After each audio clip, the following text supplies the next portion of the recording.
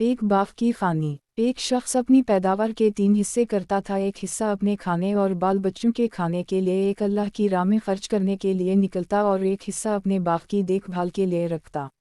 वो हमेशा ऐसा ही किया करता था, इसलिए इसके खेत में अल्लाह ताला की तरफ से बड़ी बरकत होती और इसकी खेती हमेशा सरसब्ज़ रहती। अगर कभी इसके बाफ को सैराब करने के लिए पानी ना रहता तो बादल कई और बरसते और पानी नदी नालों से होकर इसके यहाँ आ जाता। एक मर्तबा का वाक़या है, एक आदमी जंगल में से जा रहा था। अचानक इसके कान में आवाज़ आई कि कोई आदमी बादलों से कह रहा था कि जाओ और फलों के बाग को सैराब कर दो। बादलों को हुक्म देने वाले शख्स ने बाग के मालिक का नाम भी लिया। चुनाचे वो बादल वहाँ से हटकर एक पथरीली ज़मीन पर खूब मूसलाधार बारिश बरसाई। वो पानी बहा कर एक नहर में जा पहुँचा। वो नहर इस आदमी के बाग में आती थी। अब वो आदमी जो जंगल में बादलों का मंजर देख रहा था, वो इस बहते हुए पानी के साथ साथ चल पड़ा, ये देखने के अफरिया पानी किसके बाग को सैराब करता है, आखिर ये माजरा किया है और ये किस बुजुर्ग की करामात हैं। वो आदमी नहर के किनारे किनारे चलता हुआ इस बाग तक जा पहुंचा और नहर से होकर अब ये पानी नालों के जरिए इसके बाग में आने लगा और बाग को सैराब करने लगा। इस बाग में एक बुजुर्ग पानी को इधर इधर बिखर गए थे ताकि पानी पूरे बाग में फैल जाए।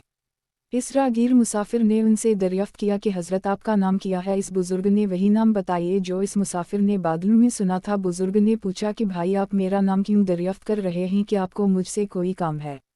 इस मुसाफिर ने बताया कि मैं जंगल से गुजर रहा था, वहाँ मैंने एक अजीब मंजर देखा कि कोई आदमी बादलों से कह रहा था कि वो आपके बाग को जाकर सैराब कर दें।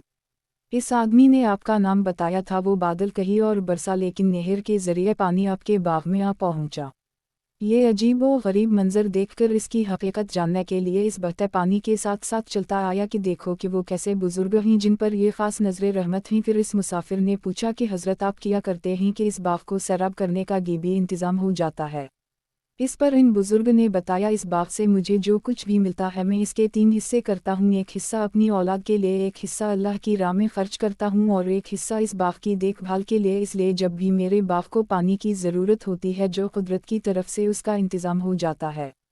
अजीज़ दोस्तों, सच है जो अपनी हलाल की कमाई का कुछ हिस्सा अल्लाह की राह में खर्च करते हैं वो कभी रायगन नहीं जाता। बेशक अल्लाह बेहतरीन बदला देने वाला है।